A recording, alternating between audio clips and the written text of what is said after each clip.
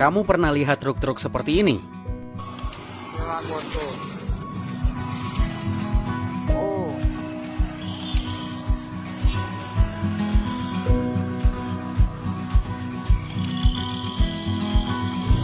agak super bosku. Itu semua adalah truk odol, ODOL, Truk Overdimension and Overload, atau truk dengan kelebihan dimensi dan muatan. Coba perhatikan, truk-truk itu kayak obesitas ya? Bener nggak?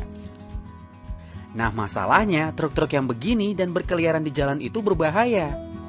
Muatan berlebih dan tak sesuai standar membuat truk mudah terguling dan hilang keseimbangan.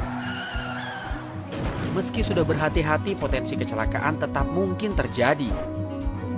Biar kamu tahu ya, menurut perhitungan Badan Pengatur Jalan Tol, sekitar 32% kecelakaan yang terjadi di ruas tol dalam rentang 2017 hingga Agustus 2021 ya disebabkan oleh truk-truk odol itu. Nggak hanya ancaman nyawa, ekonomi pun merugi. Gara-gara truk odol, mereka mesti merogoh kocek sekitar 43 triliun rupiah setiap tahun buat perbaikan jalan.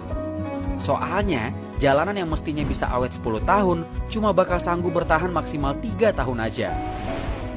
Padahal ya, anggaran 43 triliun rupiah itu bisa dialokasikan untuk hal yang lebih penting. Misalnya, membangun ribuan sekolah baru untuk anak-anak Indonesia. Rugi banget kan kita? Kamu juga mesti banget tahu nih, kalau ternyata barang-barang yang kita beli dan konsumsi diangkut oleh truk-truk odol itu. Gak percaya? Coba lihat monitoring dari Kementerian Perhubungan ini. Sepanjang Januari hingga September 2021 saja, truk-truk odol pelanggar kelebihan daya beban antara 5-50% itu adalah truk-truk pengangkut barang paket, kelontong, makanan ringan, sayuran, hingga minuman kemasan. Nah loh.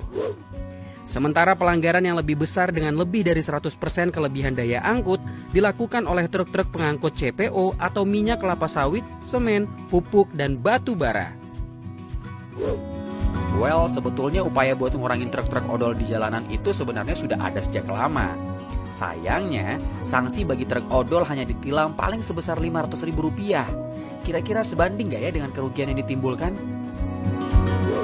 Bahkan sekarang juga ada peta jalan untuk Zero Odol 2023. Awalnya penertiban bakal terjadi pada 2021, tapi lantas ditunda karena 14 asosiasi angkutan meminta relaksasi agar bisa mundur hingga 2023.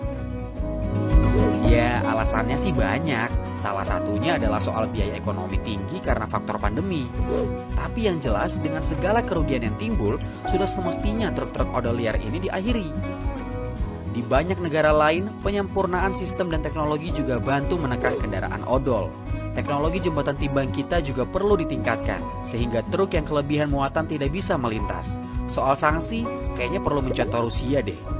Pelanggar odol di sana dikenai sanksi berat, yakni denda hingga 100 juta rupiah. Pemerintah harus disiplin dalam aturan dan penegakan hukum agar zero odol bisa benar-benar tercapai. Dan buat kita-kita, kalau ketemu truk odol yang ugal-ugalan di jalan, bisa banget tuh difoto atau divideoin. Jangan sungkan buat laporin agar bisa ditindak.